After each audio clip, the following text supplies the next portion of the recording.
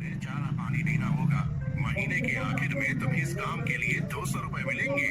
और हाँ, 2 वक्त का खाना भी हमारी तरफ से मुफ्त दिया जाएगा। बोलो, क्या तुम ये काम कर पाओगे? अरे बाप रे, 50 गाय और भैंसों को संभालना आसान काम नहीं है। पर अब मैं कुछ कर भी तो नहीं सकता, और ऊपर से सेठ जी 2 वक्त का खाना भी दे रहे हैं। ठीक है सेठ जी, मैं ये काम कर लूंगा, पर एक विनती है।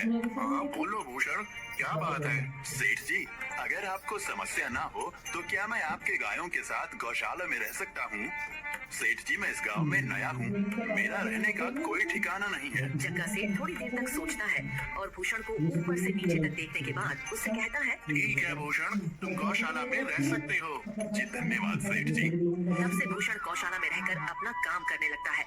वह रोज जल्दी उठकर गाय और भैंसों का गोबर निकालता, उन्हें चारा डालता और समय पर पानी भी पिलाता था।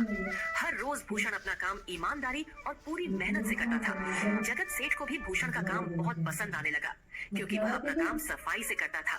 एक दिन जगत सेठ भूषण को बुलाकर उससे बोलता है, भूषण, मुझे तुम्हारा काम बहुत पसंद आया है। तुम गाय और भैंसों का अच्छा ख्याल रख रहे हो, इसलिए दूध की गुणवत्ता भी बढ़ गई है और गायें पहले से ज्यादा दूध भी दे रही हैं। इसलिए मैं आज से तुम्हारी तनख्वाह बढ़ाकर पूरे 400 रुपए कर रहा हूँ। आपका बहुत बहुत धन्यवाद सेठ जी। कुछ दिन ऐसे ही बीतने लगते हैं। भूषण जगत सेठ के पास बहुत मेहनत और ईमानदारी से काम करता है। धीरे धीरे भूषण के पास अच्छा खासा रुपया जमा हो जाता है, जिससे वह अपने लिए छोटा सा रहने लायक एक कुटिया बनवा लेता है। उस गौशाला में सोकर तो नाक से गोबर की गंध अभी भी नहीं जा रही। अब आखिरकार मुझे अपने घर में चैन से सोने को तो मिलेगा।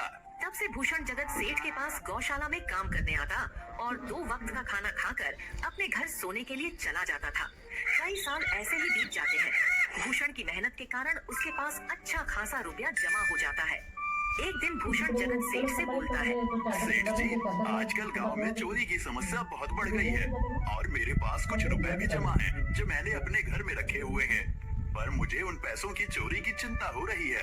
आपको तो पता है कि मैं दिन भर आपके पास ही काम करता हूँ और सिर्फ रात में ही घर सोने जाता हूँ, इसलिए मुझे रोज उन पैसों की चोरी की चिंता सताती है। हाँ भूषण, तुम बात तो बिल्कुल सही कह रहे हो। आए दिन गांव में नए नए चोरी के किस्से सामने आ रहे हैं और दिन भर तो तुम्हारा घर खाली ही रहता है, तो चोरी होने की संभावना तो जरूर है। जगत सेठ थोड़ी देर सोचता है और फिर भूषण से कहता है, देखो भूषण, ऐसे समय में तो गांव में एक ही जगह है जहां पर तुम्हारा धन सुरक्षित रह सकता है, और वो है जमींदार का घर। क्या जमींदार का घर? हाँ भूषण, इस गांव के जमींदार बहुत ईमानदार और दयालु हैं। ऐसा मैंने कुछ लोगों से सुना है, और उनके घर पर बहुत सारे पहरेदार भी हैं, तो चोरी होने की संभावना बहुत कम है। तुम अपने पैसे उनके पास रख सकते हो। अच्छा, ऐसा है क्या सेठ जी? ठीक है, फिर आज ही मैं जमींदार